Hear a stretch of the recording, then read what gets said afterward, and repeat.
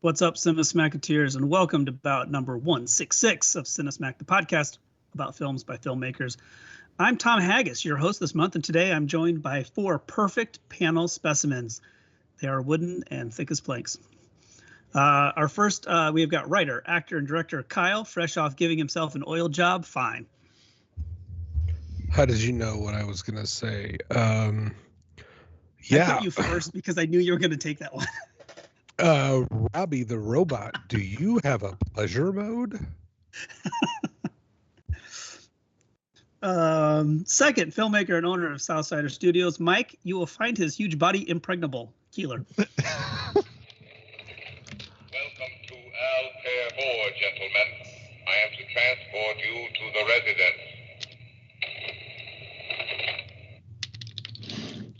residence. That's my Robbie the robot. That was really good. Pretty good impression, wasn't it? It was really good impression. You even did the cash register sounds really realistically. Well done. Oh, it's difficult. It I is. studied at the School of Winslow. Didn't we all? Third, filmmaker and owner of One Genome Short Productions. It's Gabriel. He's got the bourbon if you've got a couple 100 gallons of lube oil. Roald. Yeah, I think that character represented me for sure. I saw that. I'm like, that would be me. You are replicating bourbon. Thank you. Thank you, Robbie. What a weird ass plot point that was. I was like, what? How did he get on the ship? Lastly, filmmaker and owner of Arizona Inc. Studios. Andrew. He's being. Wow. I fucking did that. Wow. Yeah, okay, stop. I said Ink in Studios, and I got tongue-tied. Oh my God. Lastly, filmmaker and owner of Arizona Ink Studios, Andrew. He's become very impatient with our stupidity. Zommel. What's a bathing suit? That's as good as I got. You guys. Oh God, help me.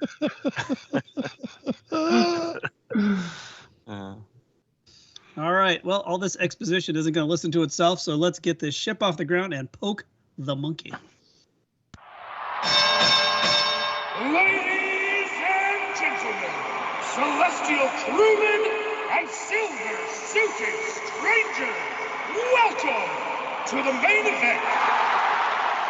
Tonight, it's an old-school sci-fi smackdown as two 50s flicks travel far and wide for a win. In the first quarter, from 1956, written by Cyril Hugh, Irving Locke, and Alan Adler. Directed by Fred M. Wilcox. Starring Leslie Nielsen and Francis and Walter Pigeon. Forbidden Planet.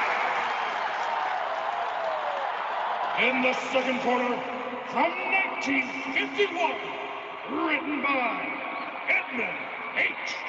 North and Harry Bates. Directed by Robert Wise. Starring Hugh Marlowe, Patricia Neal, and Michael Rennie. The day the earth stood still.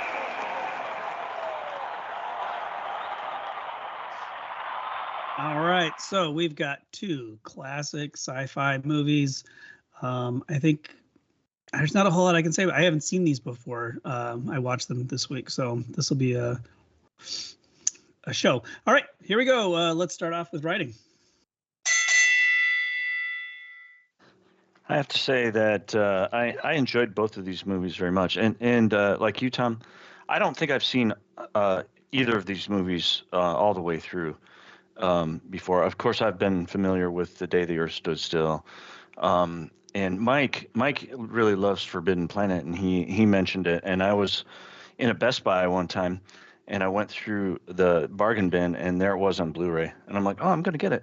So I actually own it on Blu-ray, and I look forward to looking at some of the special features on there. But I enjoyed both of these quite a bit, and I think overall they're pretty well written. I mean, you know, these are from the 50s. They age a little bit, and you know, people's mannerisms and speech have changed over time.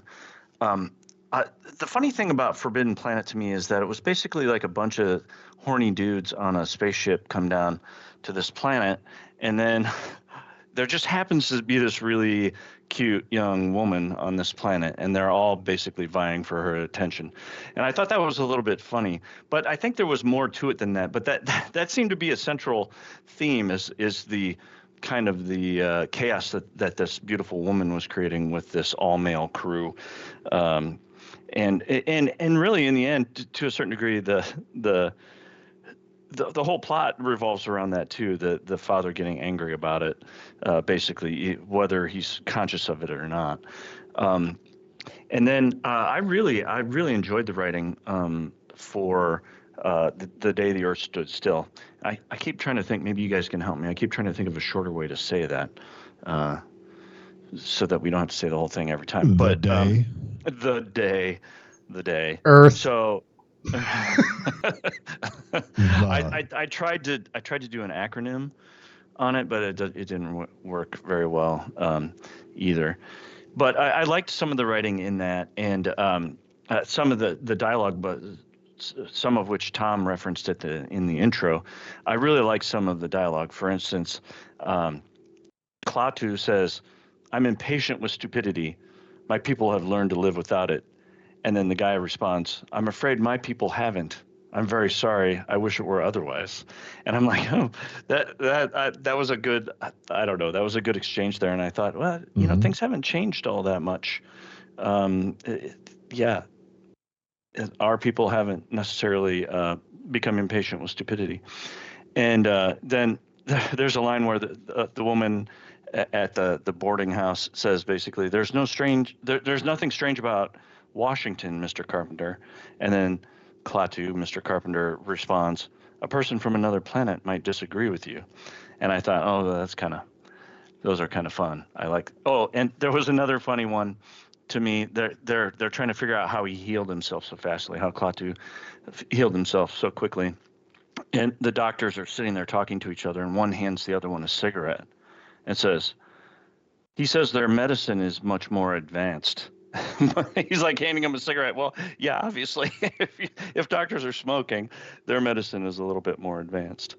But I enjoyed some of the writing, some of the lines in The Day the Earth Stood Still. But I think one of the things that we should probably touch on is not necessarily the specifics of the writing or the character development or anything but the themes. And I think the themes in a lot of these types of movies, from the sci-fi movies from the 50s, are similar. There's this kind of concern about atomic energy, about nuclear power, because obviously these aren't too far removed from the end of World War II, and that's something that's on people's minds. And there's this concern about atomic power and being able to control it and harness it. And then there's also this fear of foreign invaders, and not like what we're being told to fear about immigrants nowadays, but something a little bit scarier. Foreign invaders from another country trying to actually come in and invade the country and take over the country. And there's a lot of fear of that, and that is represented by the aliens in these movies. But there's also some irony in it. I think mostly in the day, where the aliens are coming because they're concerned about our use, about us humans invading their territory and bringing in nuclear weapons and being kind of immature and irresponsible with it. And I think those themes kind of show themselves in both of these movies and a lot of the movies in sci-fi movies from the 50s. So I don't know. I enjoyed the writing on both of these overall. What do you guys think? Oh God, Mike. Oh, excuse me, sir. You go ahead. Okay, fine. I'll make it brief. He lied. Yeah, I agree with you. I like the themes of these movies. I think a lot of old sci-fi movies tend to have messages similar to these. I agree with you. It's kind of weird to have a group of horny spacemen with the drunkest, most irresponsible cook traveling throughout the universe. It's they have one foot in the tropes of what basically a group of people on a ship would be like, and also a view towards the future. And I think that's where I get confused sometimes, because I'm a Star Trek: The Next Generation fan. And in order to get where they are, the Federation has given up many things, like the need for money, the desire for to take a bride, the way that these people have basically been stranded on a ship for X amount of years, and everybody just wants to get with Smurfette, who lives on this planet. That's so uncharacteristic of a futuristic society that has advanced to the place where they can travel millions and millions of miles faster than light. But it's a movie trope, right? And it moves stuff along and adds a love story to it. And I think that's some of the weaker parts of the story. But also the movie deals, I'm speaking about Forbidden Planet, speaks about our subconscious, the dark parts of our brain, as we see later on in the movie, spoiler alert, where the monster that's manifested is like the lizard brain of this man who lives there alone, full of jealousy and rage and the desire to do harm to others. So it's kind of an interesting juxtaposition there. But I want to say that as much as the dialogue is good, I think it has one of the dumbest things in it as well, where someone says, Robbie the robot, who undoubtedly is cool, but also has to pause for a minute and make typing machines before he, sounds before he answers a question, and will sometimes just freeze and turn purple when he's confused. Someone says, oh, he is greater than the sum of all of our knowledge back on Earth after they just traveled 250 million miles in light speed. And I'm like, no, he's not. He's an interesting robot, but did you forget you got here on a spaceship? So I thought that line was very dumb. Other than that, Klaatu Verata Niktu, I knew that was from somewhere before. It was interesting to hear it in this movie and realize that Evil Dead basically lifted it from that. Also, if you're trying to behave inconspicuously, don't act like Klaatu as Mr. Carpenter. Don't hand children diamonds or take them out in public alone. Mm-hmm. Don't say things like, well, if an alien saw this, he would think this, especially when they're on the hunt for a spaceman. Very dumb. Also, but I do like the way it portrays, again, we're talking about the juxtaposition of these people being afraid of our natural tendencies once we gain access to atomic power, and we show how warlike we are by shooting a man who comes in peace and pulls out a piece of machinery we don't know about. So our first reaction is to shoot him. And yeah, I think that's a pretty good indicator of why aliens wouldn't really want to mess with us. And I don't mean that in like, oh, we're dangerous, but would view us as beneath their notice. But yeah, to get back to the stories, they're interestingly written, but overly long and boring.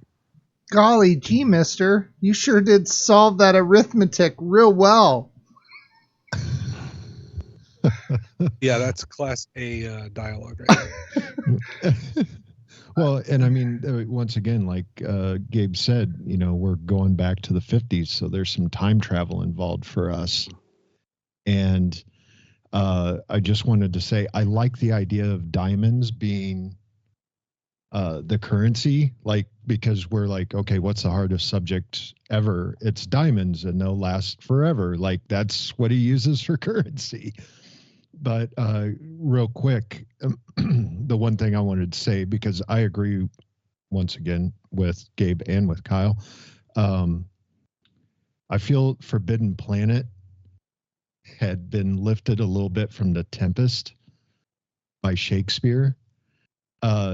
And I was like, where did I figure this out? And I have no idea where I picked this up. I have no idea how it came about. It could have come about in conversations with someone years ago. But if you look at The Tempest and look at Forbidden Planet, they are very, very similar.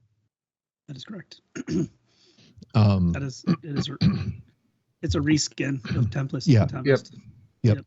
And I do like the idea of our subconscious creating monsters in our head, right? And it's very metaphorical, where we're creating monsters in our own heads and causing the problems ourselves instead of not allowing that to happen. And it's kind of similarly themed, where, like what Kyle said, we're afraid of things not like us.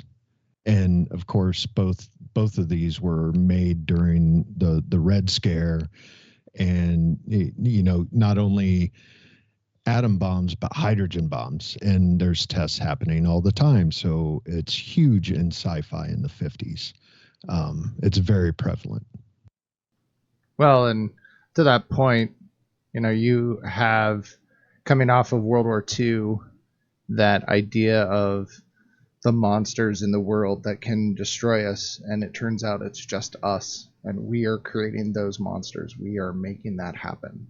And I find that to be an interesting theme to push that mindset across, that these people that were the smartest in the world or in the universe and had found all this technology and were just brilliant beyond our comprehension actually did themselves in by devising something that was deep inside themselves, which was their fears or the quote unquote monsters that they brought to life using their own technology.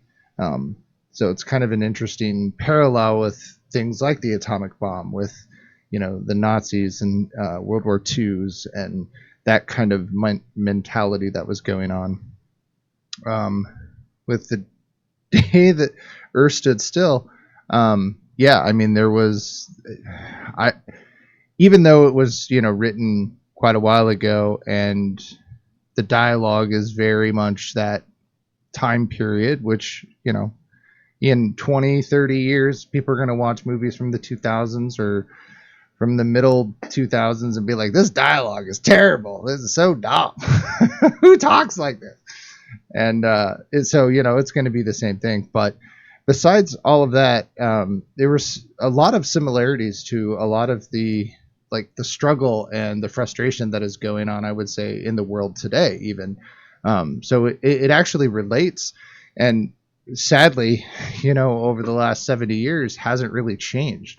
We have a lot of the problems that he was trying to explain to Klaatu of, there's no way that you're going to get all of the governments and all of the countries all to sit down at a table together. It's just not going to happen. You're not comprehending that. And it's beyond his, for his smart and his intelligent and his everything they were trying to do, it was beyond that comprehension for them.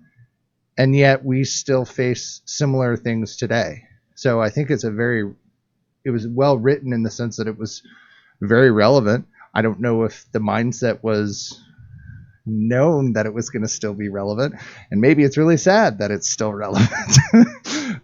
But I mean, it's the one thing I was weird about the day, and I hope this is a good place for in writing, but the day the Earth stood still, the only thing that was really weird about it was at the end, he's standing and he's addressing everyone, and they're talking, and they're like, you know what, we're going to leave this decision up to you. You guys decide. And then he leaves, and then it's the end.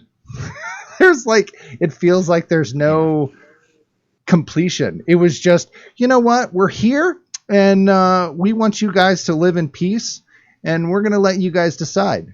All right, see ya. And then they left. I was like, wait, if you don't live in peace, we're going to destroy you. Yeah. But we're waiting for you to let us know what your decision is. And then he pieces out. And I'm like, wait, what happened? I think both of them actually suffered from that a little bit, that they ended abruptly. Yes. Yeah. But you're right. It did end abruptly. And I was a little, as much as I liked some of the dialogue in The Day the Earth Stood Still, I felt like his final speech wasn't really as compelling as it could have been. I would agree with that. Yeah. I just compared it a lot. It wasn't terrible, but to the remake and some of the transitions they did with the remake with Keanu Reeves, and the ending was just, I was a little shocked that it just ended like that. So I don't think I've ever seen all of it all the way through. I'm in the same boat as you guys. I've seen Forbidden Planet, but not that. I don't think I've ever seen the original Day all the way through like that. So I know we're out of time, but my dad loved The Day the Earth Stood Still. He was a huge fan of that, and so I saw it a lot. I shouldn't say a lot, but I saw it a few times when it aired. I've seen pieces of it, just never the whole thing. And of course, I've seen the remake. I'm also, I will throw in for writing, maybe acting. Nah, it's writing. It was nice to see Robbie the robot show up in Gremlins. All right. Anybody else have anything else to add? No? Good. All right. Let's see. Let's check our vote. Let's vote. Gabe. I'm gonna go with The Day. The Day. All right. Kyle. I'm gonna go Forbidden Planet. Forbidden Planet. All right, Mike. Man, I really like the dialogue. Even though I love Forbidden Planet, I like the dialogue in The Day the Earth Stood Still. So you're going Day of the Earth still? Yes, sir. All right. And Andrew. I'm gonna go with The Day the Earth Stood Still because he references the day after tomorrow. Little nod to Jake Gyllenhaal there. Yeah. I thought these were both movies were really preachy. It's like, we don't need your help destroying the planet. We got that. Thanks, bud. The 1950s. Oh, 19. Just give us a couple decades. We'll get this. All right, so some trivia for y'all. In Day the Earth Stood Still, it was based on a short story, Farewell to the Master by Harry Bates. In Astounding Science Fiction magazine, Bates was paid a whopping $500 by 20th Century Fox, which in $2025 is really not much more than $500.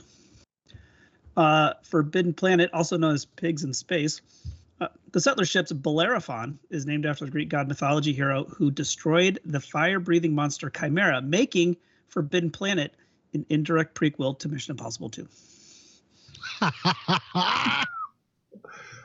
I like that. The threads are that's good. I rewrote it 6 times, so I'm glad you liked it. The threads are deep with this. Yeah. Yeah. Woo!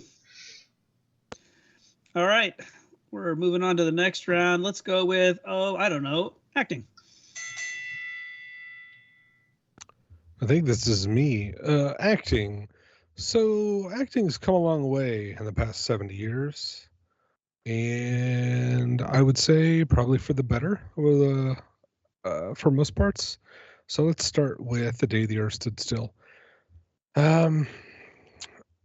Apparently acting like an alien is just seeming like a creepy man sometimes, and speaking in riddles and also saying the quiet parts out loud a lot when you're trying not to get caught.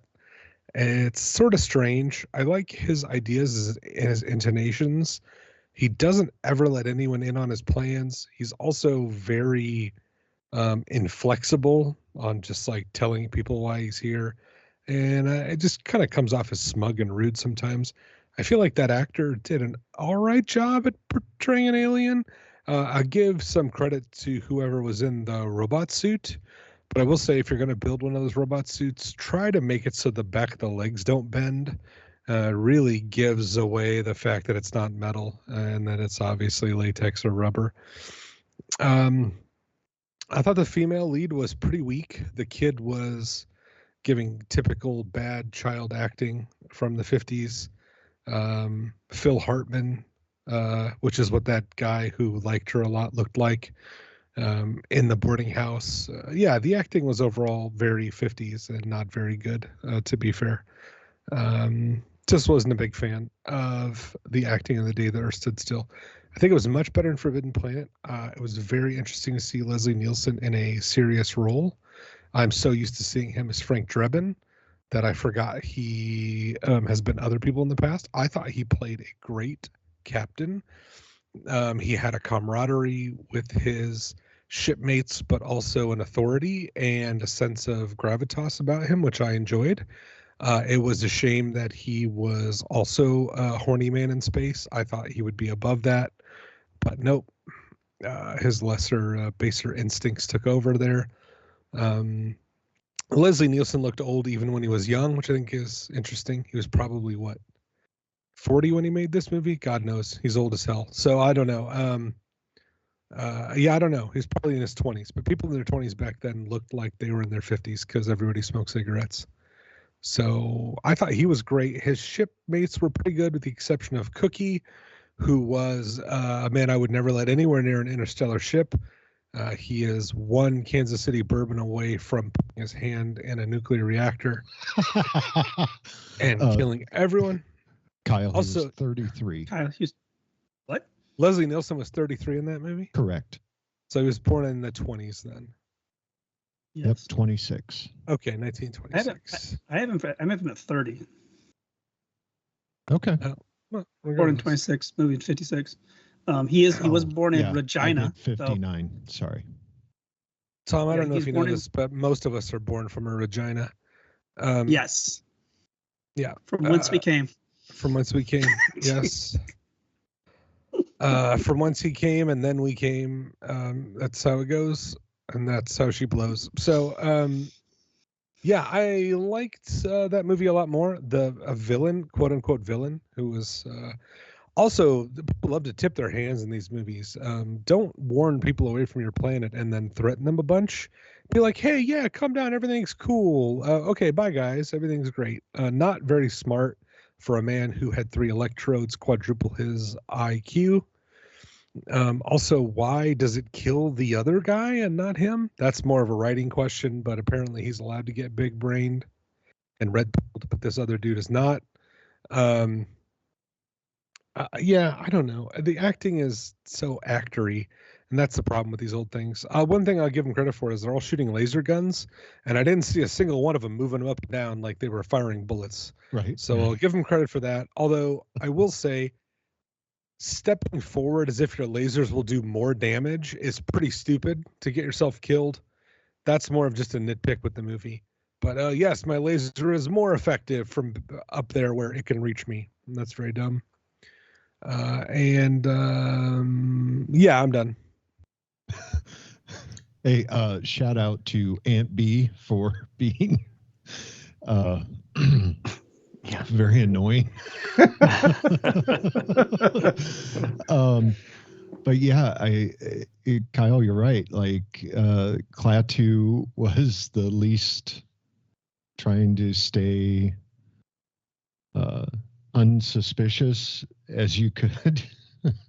And if he just told the White House guy, like the whole time, and this is going back to writing, but if he had told the guy talking to him in the room, like, this is very important, this is why I'm here, and just told him, I think maybe it would have been the script would have gone a little bit of a different way, and maybe not, but yeah, he just comes off as, well, I can't tell you that. I'm only allowed to tell these certain people. And it's like, well, explain yourself. But yeah, he did act kind of like a creepy guy. I thought Patricia Neal was just there to do her scream in the ship. She has a hell of a scream, but I like the fact that she was not there was no kind of romance between Klaatu and her, which is odd for a 1950s sci-fi film. Yes, she has a romantic storyline, but it's not with the main character of Klaatu. The professor, Jacob Barnhart, I really like that character, and I wish there would have been more with him. He seemed that the actor, to me, was very interesting. Like, I liked his choices. He seemed like a grandpa that would sit there and listen to everything. And I wanted more of that in the film with Professor Barnhart. I can't believe Malcolm Gladwell's been alive that long. I know. I kind of thought the same thing too. Just like it's funny you brought that up. And for Forbidden Planet, yes, Leslie Nielsen, seeing him as a young man, and he is, well built, handsome, and he is really good as the captain. And Kyle made a very good point. I wish he would have been above the horny men on a ship trope, but he wasn't. But Walter Pidgeon, I love Walter Pidgeon in this movie. His voice, his the way he delivers the lines, his cadence. I really like him in that role. And Walter Pidgeon is a great actor. And once again, should be said, yes, these movies suffer from being made clear back in the 1950s when acting was still kind of progressing to where it is today. And I'm pretty sure, in 10 years, we'll look back at some of the stuff coming out now and we're like, oh, it's so bad. But maybe not, because I think we've hit a pretty good stride as far as acting is concerned. That's all I got. I'll stop 10 years? yammering. I mean, I could name movies from last year that are like, oh. Well, yeah. I think part of the acting though is because they feel a little still like stage play kind of thing, Yes. where they're still Yes. on a stage. Like you had a lot of musicals that were on stage at that time too, and I think both of these movies suffer from that sound stage. We're doing a moving picture play instead of actually doing a movie. And I think that was just because of the time and where it was. And so I think that's where some of that comes from. I feel really, really bad for the girl in Forbidden Planet because, they don't have like any kind of sexual harassment coaches on set. Because holy crap, some of the lines and some of the interactions, I was like, even for the time, I was like, wow. Because the first thing that he says is they have all the horny guys on the ship that have been there for 300 and some days, and it's like they just want to line her up, and I'm like, holy buckets, dude. Like, yep. But I will tell you this is the first movie I've ever seen Leslie Nielsen in without white hair, because I don't think I've ever seen him without white hair ever. He's kind of the Steve Martin. There's only like one movie I can think of that Steve Martin didn't have white hair. And so it was interesting to see him. He's, Leslie Nielsen's a great actor. He's a damn funny comedian though. And I think I prefer him doing funny stuff, but he's got chops. And this movie showed it, as we've said before. Yeah, 3 cheers to the poor dude in the 8-foot robot outfit. I bet that thing was hot as shit. Because damn, like even in the short scenes, I bet that was very, very uncomfortable. Yeah, I mean, Klaatu was dry. I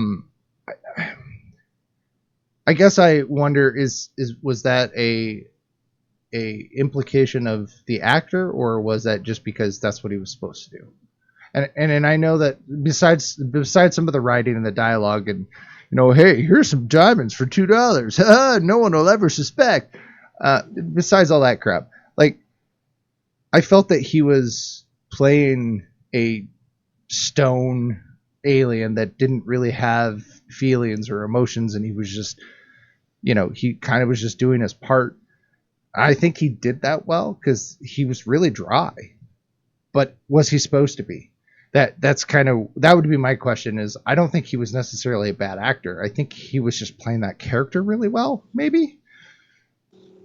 I don't know. That's the way I guess I looked at it. Otherwise, yeah, there's nothing I can really add. Good stuff. Yeah. I agree with Andrew that these movies do suffer from the acting being a bit stilted and stagey.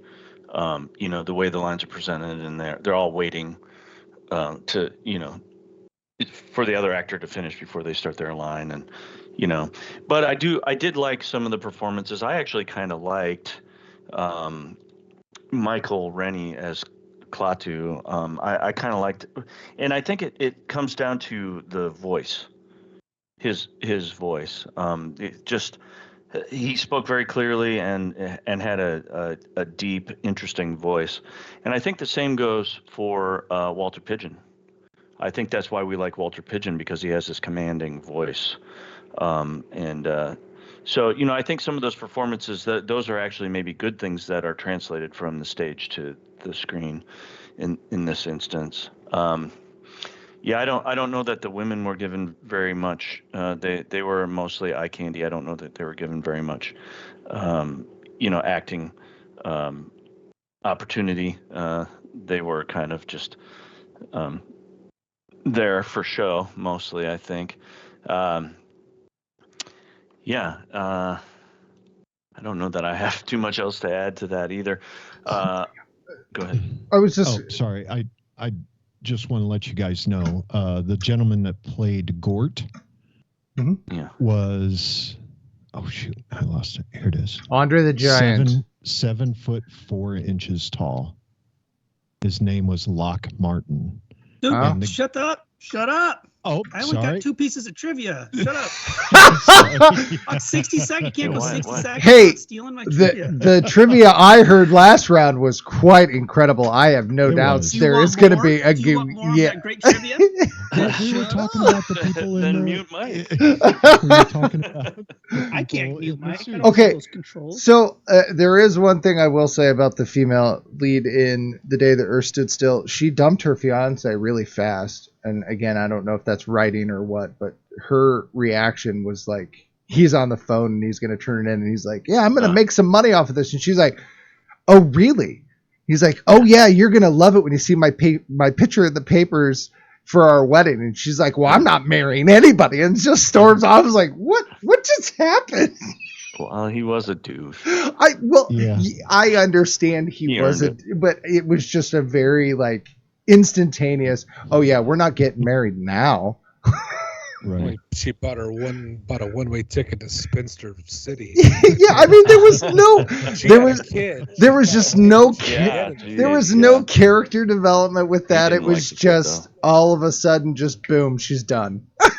And I just thought that was weird. That's all. You know what? If I were 1950s Phil Hartman, I would have kept my mouth shut and been like, "This kid has access to diamonds. Yeah. Yeah. I am Yeah. in like Flynn. Oh no. I'm gonna bang this woman and I'm gonna steal this kid's diamonds." No, the best part of that was when they were like, do you think he's actually a diamond thief? And I'm like, yep, a diamond thief, giving you diamonds for $2 and throwing Diamond some on the thieves. ground, but he's a diamond thief. You're correct. Yep. It's like whenever I hear people put drugs in candy at Halloween. I'm like, no, people who have drugs don't give it away for free. Right. Yes. I remember that scare in the That's how they get them 80s. hooked, though. They're dealers. You got to get your candy X-rayed to make sure there's no drugs in it. Yeah. Drugs, Radioactive candy. drugs Yeah. or razor blades. Yep. Yep. Hey, I had a bunch of razor blades and I turned out just fine. Yeah, well. All right. Anybody else? Anything else? No? No? All right. Let's go ahead and put it to a vote. First up is Gabe. Oh boy, this one's tough. There's not a lot of great acting in either of these, so I don't know. I'm gonna go with The Day the Earth Stood Still. All right. There's still Andrew. I'm going with Forbidden Planet just because I like Leslie Nielsen. All right. Mike. Forbidden Planet. Forbidden Planet and Kyle. Yes, Leslie Nielsen is the one for me, son. Forbidden All Planet. I'm a rapper. All right.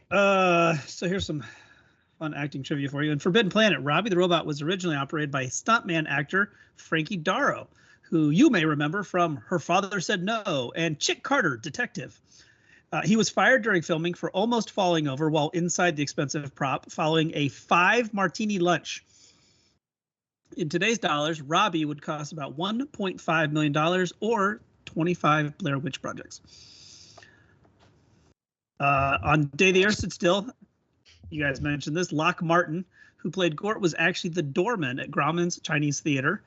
Though he was not strong enough to carry Patricia Neal or Michael Rennie and needed wire and lightweight dummies to help with the shots, allegedly, child actor Billy Gray scoffed at this, complaining, "He can't carry one actor? I'm carrying this whole fucking film."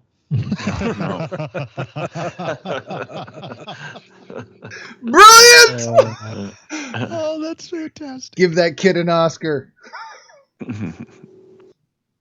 All right, moving on to round 3, and I believe it's directing.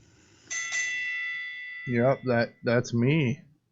So we'll talk about Forbidden Planet. So I kind of looked through a lot of the films that Mr. Fred M. Wilcox did besides Forbidden Planet, just to kind of get a feel out for him. I don't think I've seen any of these movies except for maybe Lassie Come Home, because we had to watch it in school. The rest of these, no.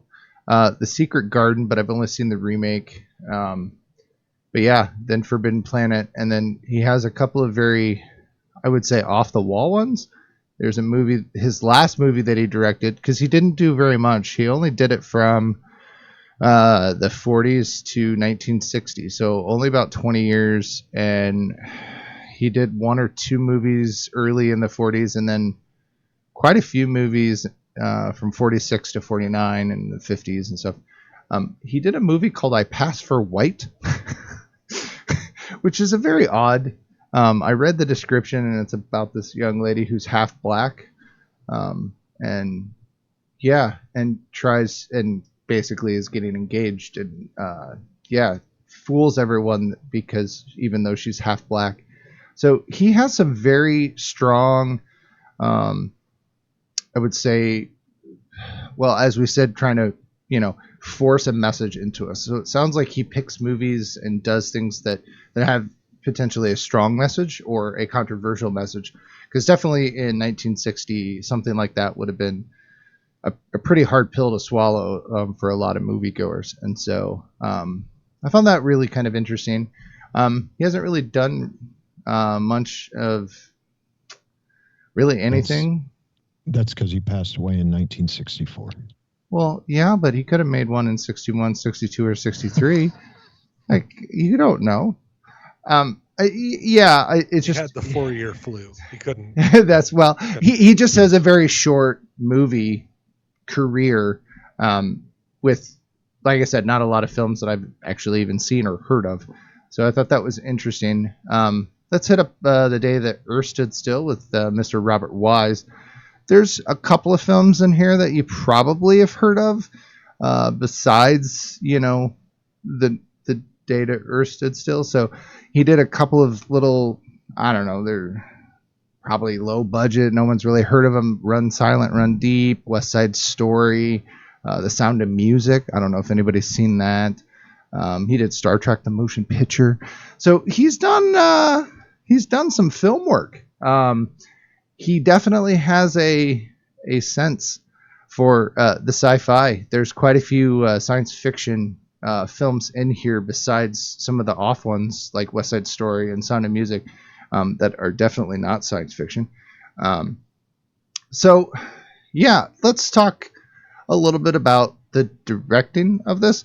I think we've hit up a little bit of how these movies have suffered a little bit from in the time period, that whole stage thing.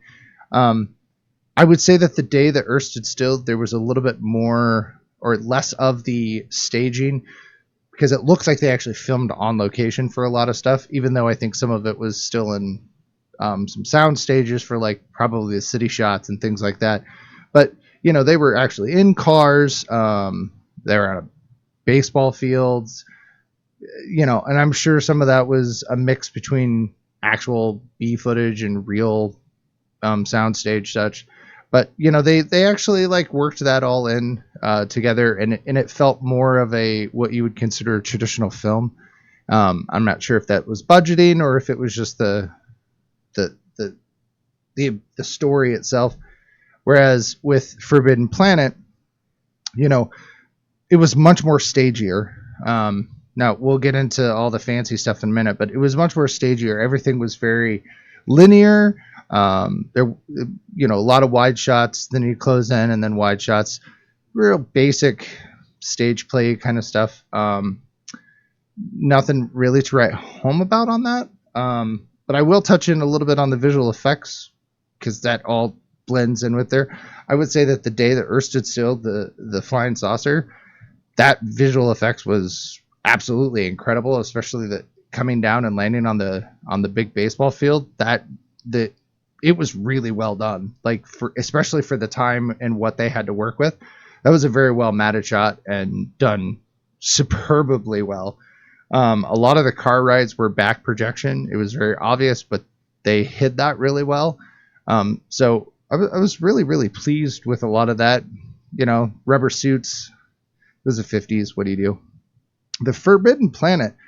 I mean, their sets were incredible. They were just, beautiful. Lots of matte paintings, and they had some gorgeous matte painting artists. And I know that they obviously built some really awesome sets for like the UFO, or well, not the UFO, but the actual like Union ship that landed. It lands, and then they cut to the set piece, and it's perfect that way.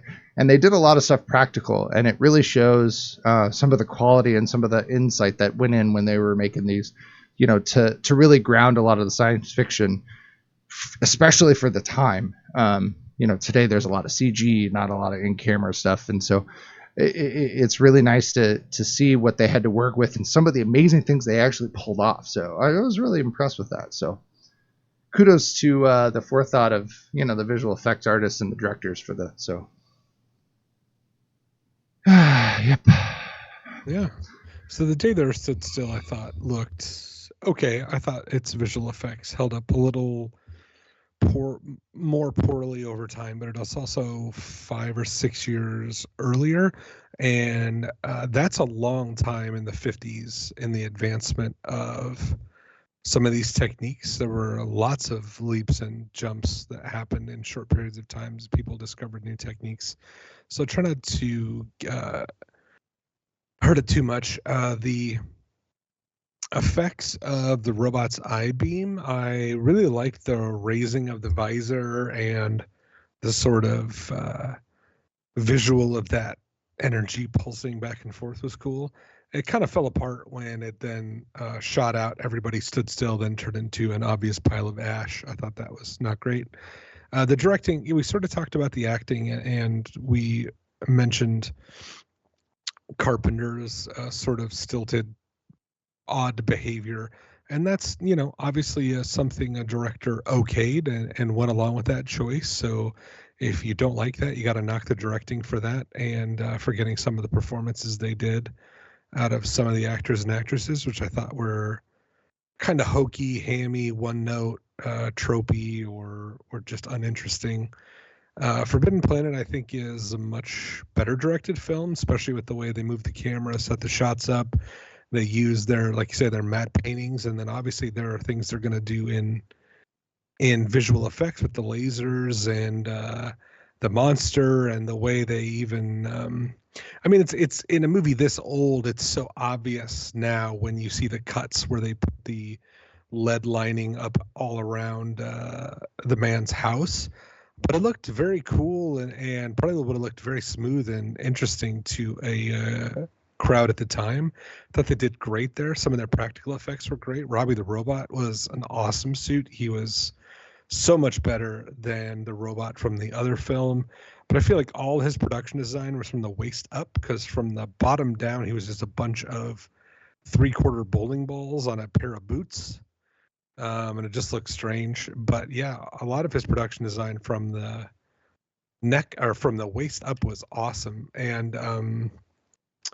the house and the alien technology and the visual effects we see in that movie, I think are really stunning for the years. I think back, and this is much before my time, but if I was a kid watching these movies, I can see Forbidden Planet capturing my attention and making me into like a sci-fi fan, being very interested by this, by the intrigue, by the mystery, by the sort of dashing characters and beautiful women, and the conflict and the robot. And then The Day the Earth Stood Still would have just bored me out of my head as a child. I actually fell asleep during that movie. My wife had to wake me up and remind me to finish watching the movie. And the movie is an hour and a half. So I'm not narcoleptic. So to fall asleep during an hour and a half long movie because it's so slow and boring is, to me, an indictment of its pacing. Forbidden Planet, also pretty slow in places, to be fair. Not a whole lot happening. Some men standing around talking. I think some of that's carried by the acting a bit better in that film. But yeah, I mean, these movies could be an hour or less easily.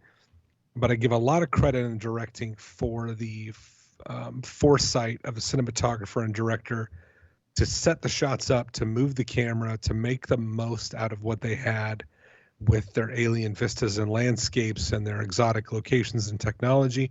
You see a lot of that on the camera or on the screen. The Day the Earth Stood Still, almost all of it takes place away from the spaceship, away from the interesting alien technology, and it really is more of a human study, but it loses a lot of that directing pizzazz you get in Forbidden Planet. Yeah, we didn't actually mention, you brought up the alien, well, the id creature monster that they did in Forbidden Planet. I honestly, I think it looks amazing, even though I know it was drawn. Like, I thought that was super fantastic, that creature.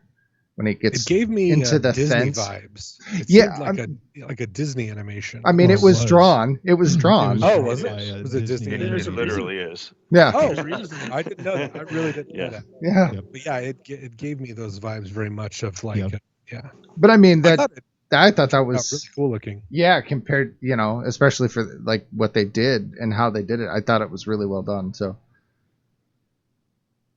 Yeah, sometimes I just want to jump in real quick. Sometimes, but not like just finish talking, so I don't know why I'm jumping in. But sometimes we knock movies for being lazy or taking advantage of things, but I think it works the opposite way when you see old movies that are trying so hard. I think you have to boost that and score that higher and give it sort of a multiplier to its score. Like, it would be very simple now to remake Forbidden Planet in 10 days.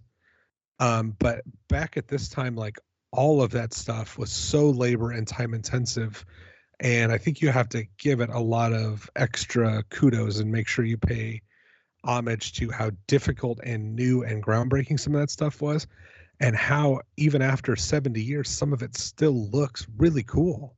And it's still interesting, and it doesn't break your immersion. You don't look at it and go, oh my God, that's so hokey or terrible. I mean, obviously we can see the seams and the gaps and the cuts because it's much harder to fool us now with those things than it was back then. But just huge props to the people who made all that happen. Basically groundbreaking and creating some of these things as they went along. Yeah, I think both of these films were very competently directed, actually. Especially considering kind of the scope of them, and I think the thing that really stands out, that we've discussed so much, is the production design. The visual effects. Those kinds of things really stand out, and we're more modern audiences, and we're used to some new things, but sometimes I feel like CG isn't necessarily always an improvement over what they were doing with these films. Some of the practical effects, some of the actual sets, the actual props, Robbie the robot actually being there, those kinds of things I think actually elevate these movies, and I appreciate those things a lot. And the amount of time and effort that went into designing these things and creating them is really incredible. I feel like I'm sure there's a lot of work and a lot of skill that goes into the CG stuff, but it also doesn't seem quite the same. It's like, oh yeah, if we don't get it quite right, we can just fix it. We can just go back and do it again real quick, re-render or whatever. So I really appreciate the production design and the visual effects in both of these films. I think we did touch a little bit on the robots. Robbie the robot was far superior, but it still kind of looked like a person in a suit, but not as much as Gort. Gort was interesting and intimidating, and I liked some of the design of it, but it felt a little bit lazy on some of the actual costuming, But yeah, I think these were both well directed, and I think Robert Wise is,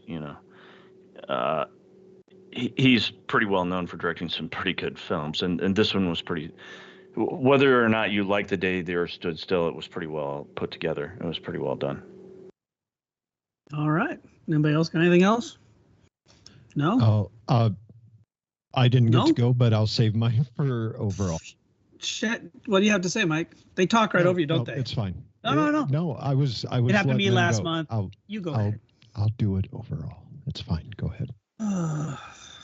I feel like I've lost control of this show. All right. So directing. Let's throw out some votes here. Kyle.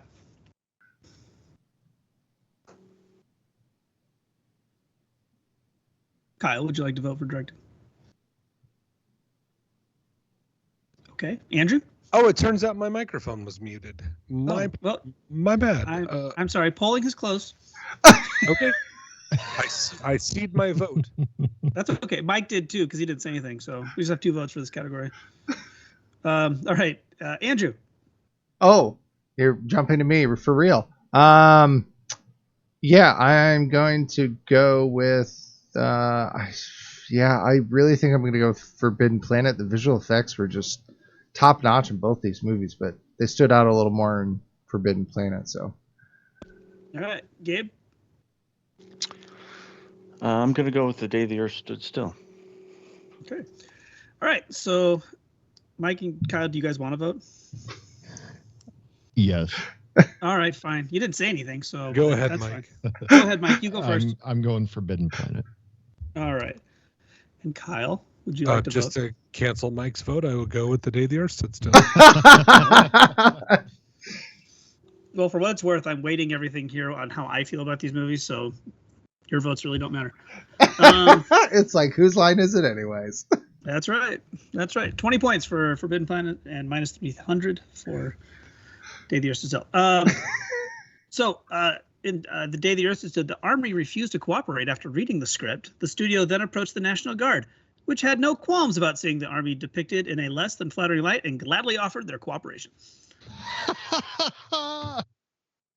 And on Forbidden Planet, it was filmed on the same set used for The Wizard of Oz. And if you look closely, you might notice that Altair's garden is actually just the modified Munchkin Village. Sadly, Altair 4 has no Lollipop Guild. Boo. Boom. But they do have frozen lion or tigers that jump and freeze in midair. Yes, they do. All right. So let's move on to our final category. Overall, which I think is just Mike talking for 15 minutes. All right. Let's do this. Well, I'm not sure there's much else that can be said about these movies, but I'll do my best. As far as directing is concerned, The Day the Earth Stood Still, there is something about lighting in black and white movies that I love. I love how, it's great. Yes, how they use the light. You know, you have your highlights and you have your blacks, and it's just great. I love the look of it. The special effects in The Day the Earth Stood Still, have not aged really well, but I will say the practical effects, the ship sitting there and how the ramp comes out and the top part opens. Like, I kept looking for seams, and I mean, you can kind of see them, but they are so well hidden and they are so well crafted. I mean, they had to build that ship. It looks great. The laser effect, I'm kind of with Kyle on this. It's the melting in, of course, 1951. I do like the fact that there's slag on the ground after the tanks melt. And the artillery, I like that little touch that they brought that in. Forbidden Planet, absolutely love the matte paintings. Like, they are gorgeous and they look great. And I was reading somewhere about the sound stage. It was like the biggest sound stage they were using on MGM's lot for essentially the ship and the surrounding area around the ship. They just took it over. And the visual effects in that, as we mentioned, animated mostly by a Walt Disney animator. It was originally they were going to use MGM animators, but like a year before they had released all of them. So they hired a guy from Walt Disney, and he did most of the animation for the visual effects, and I love the look of them. Kyle said the creature looked very Disney-esque, and it's absolutely true. It does look very Disney-esque when you do see it. I like the falling feet when it's sneaking up to the ship. That was such a great effect. Like, it was so good. And like when the tiger jumps and disappears, it was a really well done shot that would just be so easy nowadays. Like Gabe said, where you just feel that this was very labor intensive, and the size of the underground city that they're walking through is just immense, and it's so well done. Like, I know in my head that they just had a camera way up high, shot these guys walking along, and then put in this matte painting and put it in either in camera or in post. In camera. And it still looked fantastic, like absolutely fantastic. And it still holds up today. They were still shooting on glass and camera. Glass in front of the camera. Yep.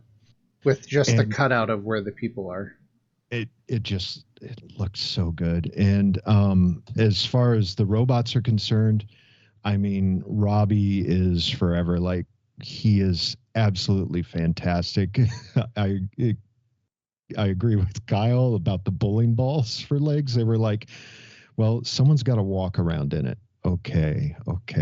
How about we put spheres so they have movement, but everything cool is going to be up top. I like the idea of all the mechanisms, where Gort is more of just this metal casing that is, as they say in the actual film, impregnable. It's the strongest stuff they've ever run across.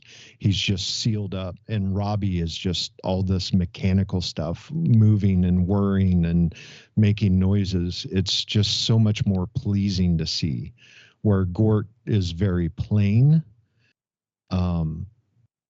Robbie is the total opposite. It's hey, I'm here. He's the party guy.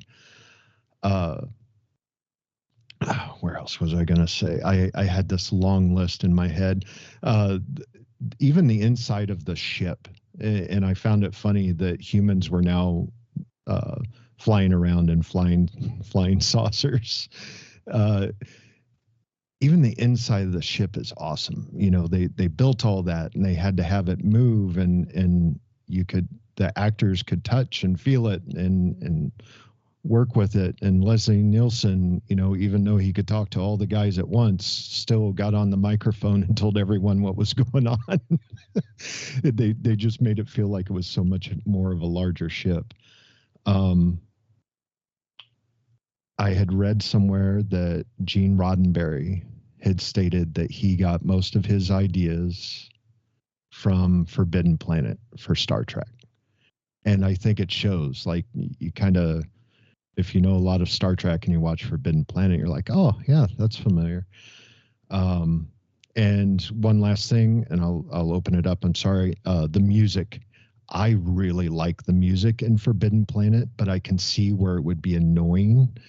It's all, I believe they got credit for something electric modulation or something like that, because there was a problem with the Composer Guild or the Music Guild in Hollywood, because it wasn't actually considered music. They were using electronics to create the music way before the synthesizer was made.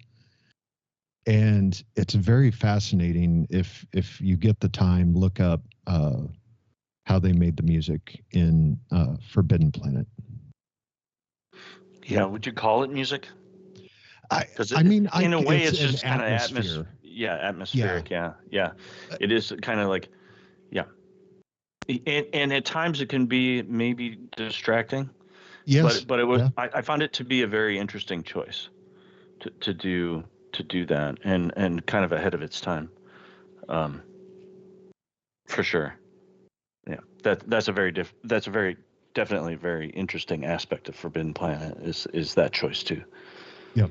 Yeah. And the Day the Earth Stood Still music did not, I mean, it's not anything that Yeah. stands out where it's so different in Forbidden Planet that it definitely stands out. So Yeah, the music in The Day the Earth Stood Still is kind of typical 50s Hollywood kind of music. did you notice that also when he was talking about the Krell and all of their technology and their metals, one of the metals that he lists off was adamantium? I did. Yeah. I thought that was really an interesting that was thrown in, and I was curious if there was like some insight to that because I thought that was unique. I don't know. Okay. I don't know. I didn't mention unobtainium, so That is true. that would have been great. Some things I took away from the movies. What a difference 6 or 7 years makes in film production. I agree with you guys. I love the way most black and white movies are lit and shot. I think they tried to do some day for night or night for day stuff at times, and it didn't come across very well in that. And the lighting was kind of poor in exterior shots. Also, I just think there were some things that stick in my craw from a story standpoint. With The Day the Earth Stood Still, two yokels guarding what is the greatest find in modern scientific history seems ridiculous. There's literally two guys who are constantly easily tricked or knocked out by a robot after he's given Morse code through a flashlight or whatever. It's just like laughable how convenient that is, and it shouldn't be so obvious. Also, I feel like the alien Klaatu's plan is pretty poor. His final speech is pretty flat. I think it fits it with the time and resonate a lot more with the audience at the time, but could have been delivered a lot earlier in the movie to different, more important people and had a bigger impact, rather than after he's already been shot for the second time. Now he's dead by warmongering Americans, which I think is kind of funny. One of my favorite movies of the last, I don't know how old it is now, 10 or 20 years, but Arrival has a similar thing where they start talking about the aliens on like talk radio, and it starts to get inside people's heads that these things should be feared and destroyed, and it almost sabotages our relationship with them because people are riled up by the fear.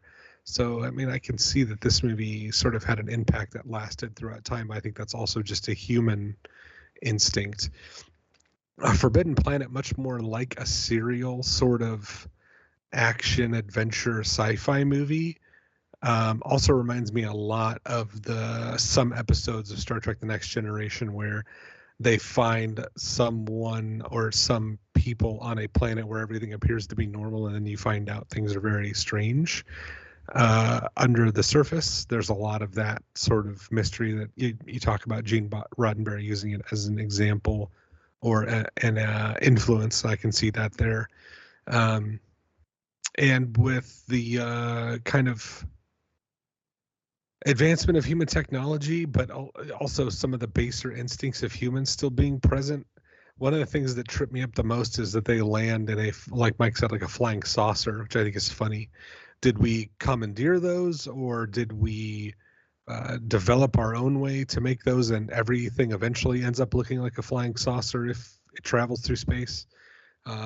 Also thought it was funny that when you land on a foreign planet, you then have to go down a steep set of about 60 stairs to get to the planet's surface. They constantly mention the tractor, which I assume is a tractor beam.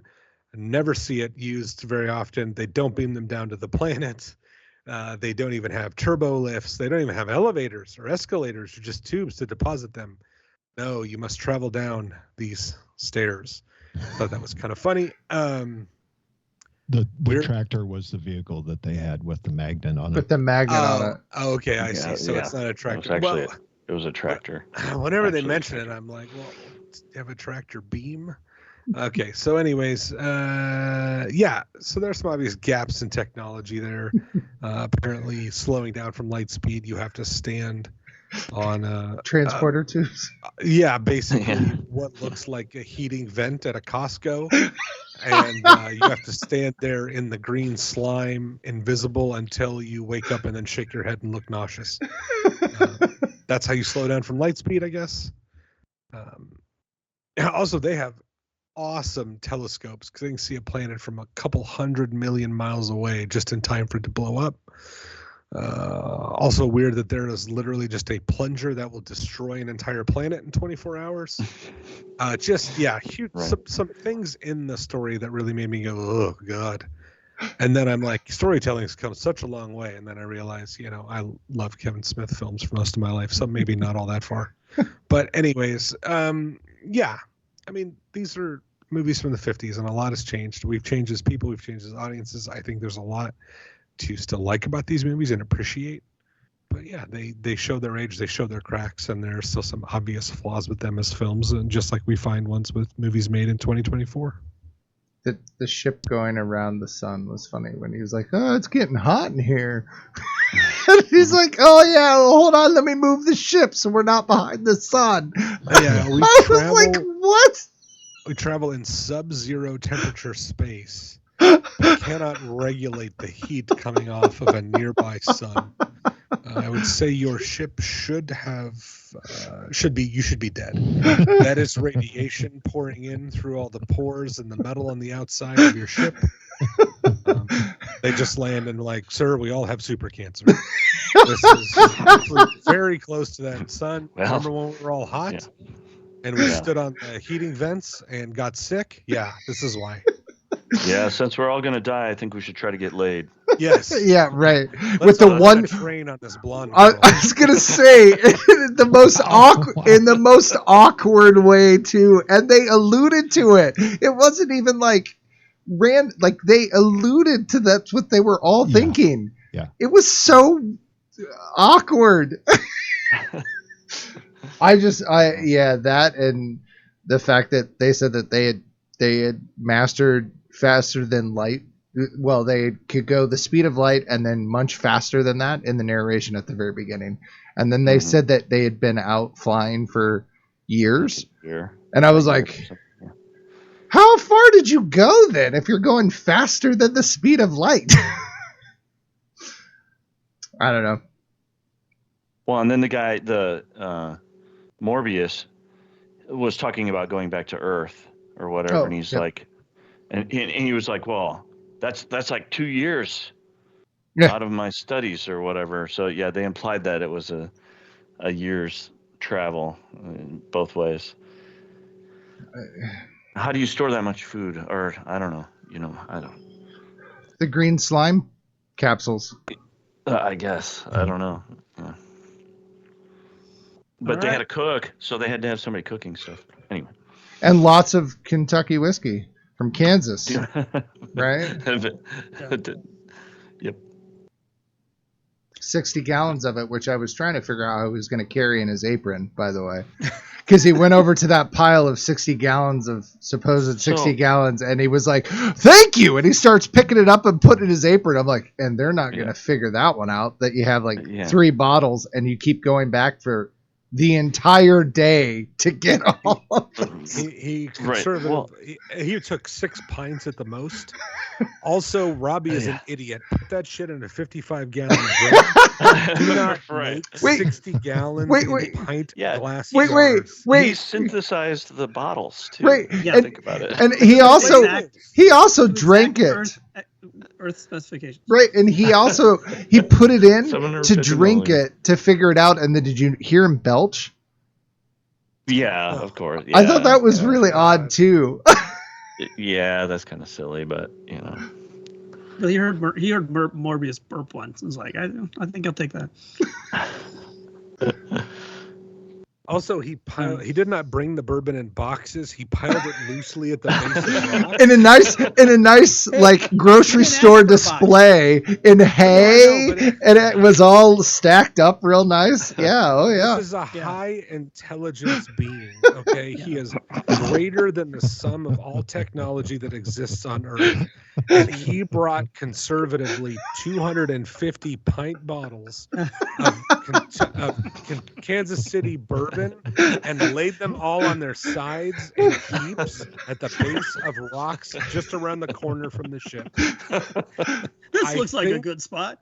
I think perhaps Morbius had a dumb son that he then built a suit for, and he's like, tell everyone you're the smartest robot in the world.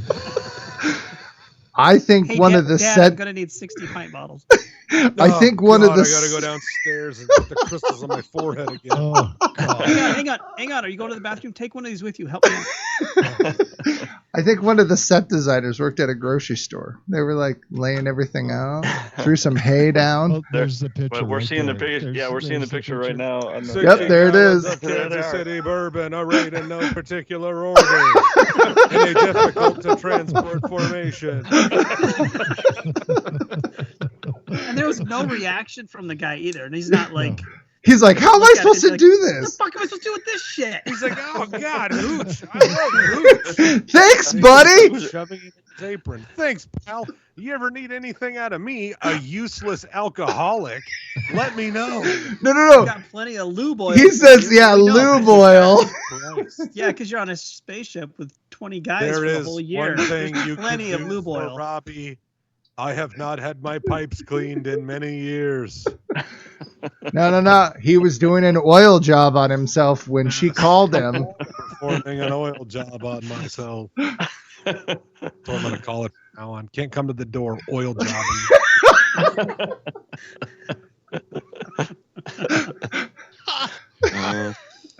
She beamed and beamed, and he would not come. All right. That's his sister, I don't know. man. Did we vote? No, we haven't voted. We need You have somebody a to dress? vote. Who cares? Who cares? We're talking about bourbon and oil overall, jobs. Mike, which movie did you like overall? Forbidden Planet. Forbidden Planet? That's crazy. I like cooking Kyle. his piles of alcohol. Yeah, this show is as well organized as that liquor. I'm going to vote for Forbidden Planet. All right, Kyle, Forbidden Planet. Gabe? I'm going to go with Forbidden Planet as well. Are you kidding me? Do you know what your vote history is? Yes, yes, I do. Are you aware? You're Yes, aware of what aware movie you voted for every time until now? Mm-hmm. Yes. You have some explaining to do, but all right. Andrew? Okay. Forbidden Planet. Y'all are crazy as shit. I should have been a panelist. All right. Hey, overall trivia.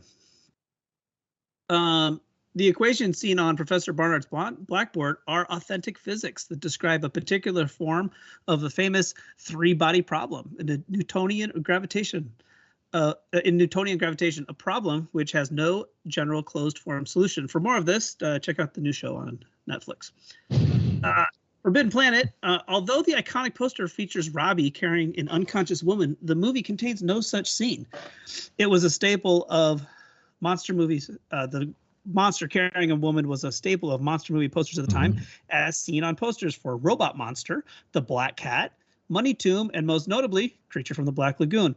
Nonetheless, Premiere Magazine voted it as the 5th best movie poster ever. Clearly, that was before Cocaine Bear. Cocaine Bear, great poster. Although it's really hard. Like, how do you make a bad Cocaine Bear poster, right? Like, the thing just kind of designs itself. All right, so let's poke the robot. And do we do recommendations first, don't we? Recommendations first. I'm looking at the sheet you made for me, and I'm just kind of ignoring shit you wrote on there. That's fine. So let's do it. Hang on. I can do this like Mike does. All right, let's go back to the top. Gabe. Well, I'm going to go with another 50s science fiction film called Invaders from Mars. It's from 1953, and it's about a young boy who sees a flying saucer land in his backyard. And burrow itself underground, and then all of a sudden people start disappearing, and then showing up again and acting strangely. And he goes to get help and tries to investigate what's going on. And he's the only one at first that believes that it's aliens, but he convinces others over time, and they confront the aliens at the end.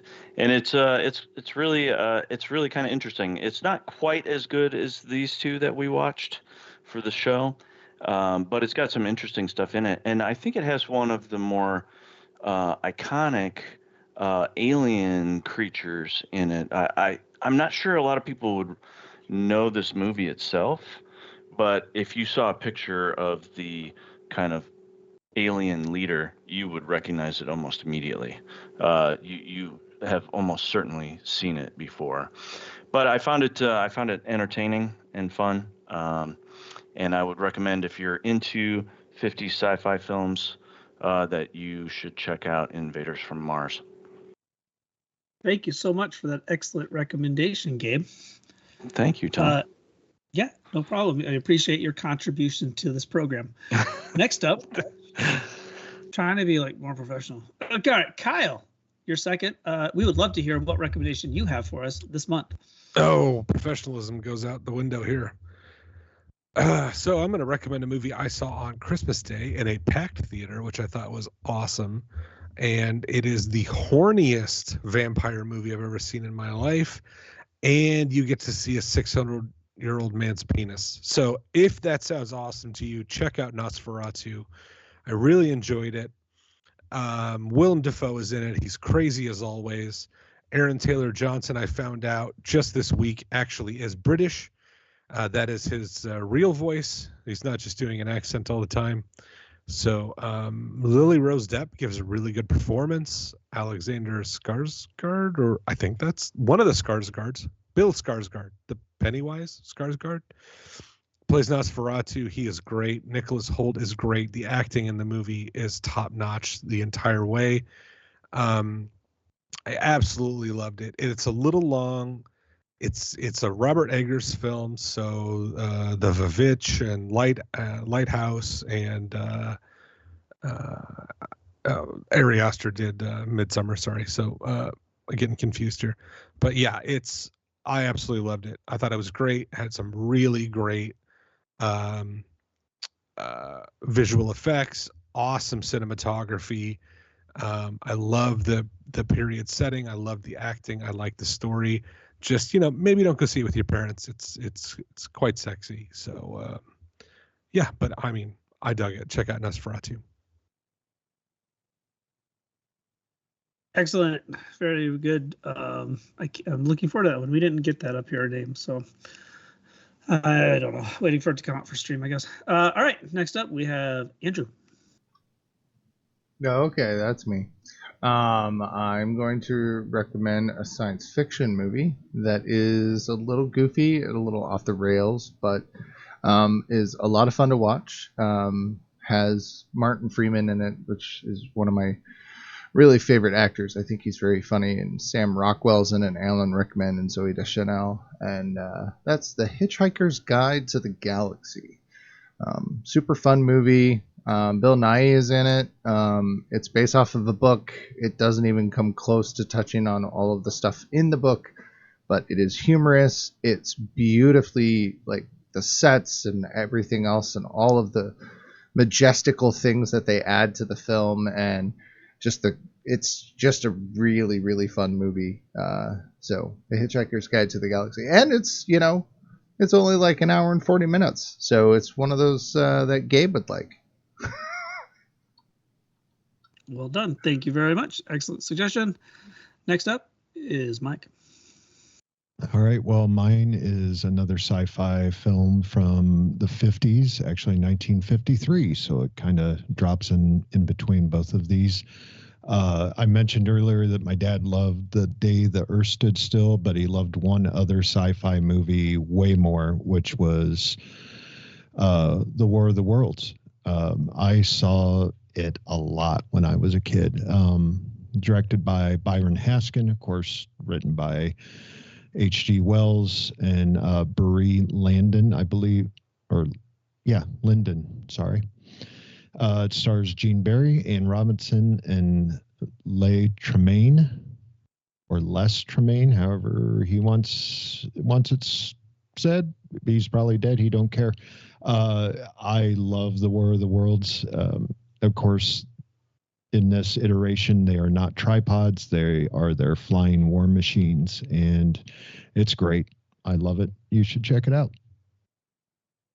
All right, classic choice. And for my recommendation, I don't really have a sci-fi movie to recommend. So I am going to recommend a movie about the very first episode of my favorite TV show, Saturday Night Live, and that's Jason Reitman's newish movie, Saturday Night. It is really fantastic to look at all the stuff that went behind the scenes on the first episode of Saturday Night Live. Some of it, obviously, some dramatic license there, as Jason Reitman's want to do, and but that's okay. It's very tense, and there is a almost a thriller aspect and the suspense that runs underneath it. It's very, very funny, and it's incredible that they are now celebrating their 50th anniversary. So it just came out on. It's been out for stream for a while, and it's just out on physical media. If you're one of those people who like to do that, like me. It's so good. It's so good. I loved it. Yeah, it's fantastic. It's tight and it's very funny. And the acting, there isn't any huge stars in it. What's his name? Gabriel LaBelle from the Spielberg movie from last year, from 2 years ago. He's in it. But anyway, it's really good. I really recommend it, especially if you like Saturday Night Live. Agreed. All right.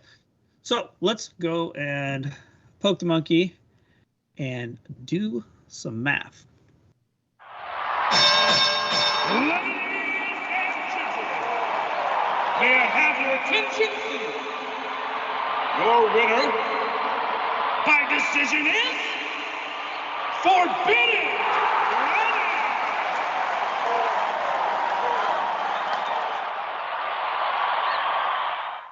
All right, there you have it. So Forbidden Planet, the score is 10-6. Just so you know, if it would have been a tie if I had been on the panel today instead of Mike. So there you go.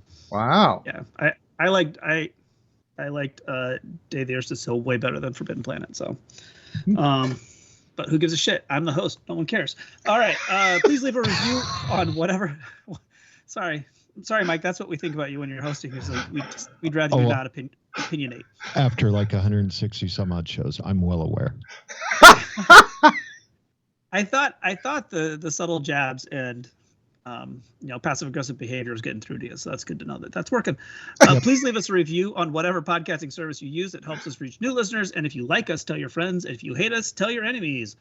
You can contact us at CineSmack@gmail. Follow us on Twitter and Facebook.